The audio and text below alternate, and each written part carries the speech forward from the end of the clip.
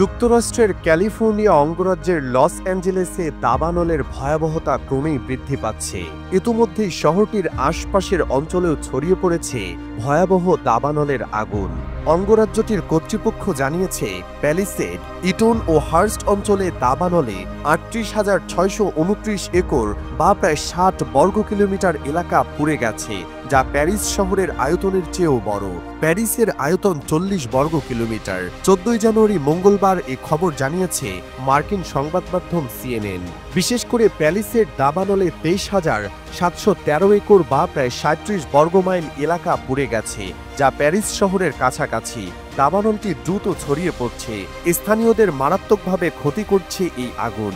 দাবানল নিয়ন্ত্রণে এখনও ব্যাপক চ্যালেঞ্জ রয়েই গেছে। দমকা বাতাসের গতির উপর পরিস্থিতি আরও ভয়ঙ্কর হতে পারে।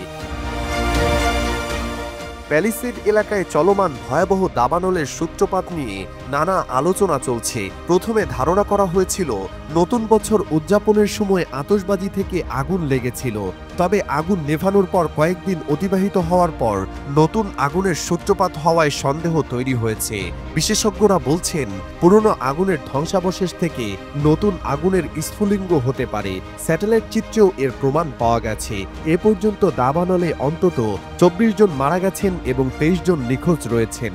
এলাকার নিরাপত্তা নিশ্চিত করতে কিছু এলাকায় কারফিউও জারি করা হয়েছে। ক্যালিফোর্নিয়া কর্তৃপক্ষ জানিয়েছে, পরিস্থিতি নিয়ন্ত্রণে আসার জন্য তারা দ্রুত ব্যবস্থা নিচ্ছে। পরবর্তী সময়ে বাতাসের গতি কমলে দাবানল নিয়ন্ত্রণে সহায়ক হতে পারে। বাতাসের গতি কিছুটা কম থাকায় বেশ কিছু জায়গা জুড়ে আগুন নিয়ন্ত্রণে আনতে সক্ষম হয়েছিল সংশ্লিষ্টরা, কিন্তু বাতাসের গতি আবার বাড়তে থাকায় বিপাকে পড়েছেন তারা।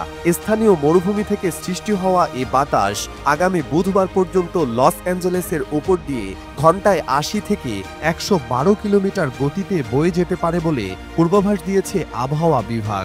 এদিকে আগুন নেভানোর কাজে এরই মধ্যে ক্যালিফোর্নিয়ার আশপাশের ৭ অঙ্গরাজ্য থেকে ছুটে এসেছেন ফায়ার সার্ভিসের সদস্যরা। সহায়তার হাত বাড়িয়ে দিয়েছে প্রতিবেশী দেশ কানাডা ও মেক্সিকো। যুক্তরাষ্ট্র প্রশাসন বলছে, প্রয়োজন হলে আগুন নেভানোর জন্য মোতায়েন করা হবে সেনা সদস্যদেরও। চলমান দাবানলে এখন পর্যন্ত ১২,০০০-এর বেশি বাড়িঘর ধ্বংস হয়ে গেছে। শহর জুড়ে মৃতের সংখ্যা বাড়ার আশঙ্কা রয়েছে।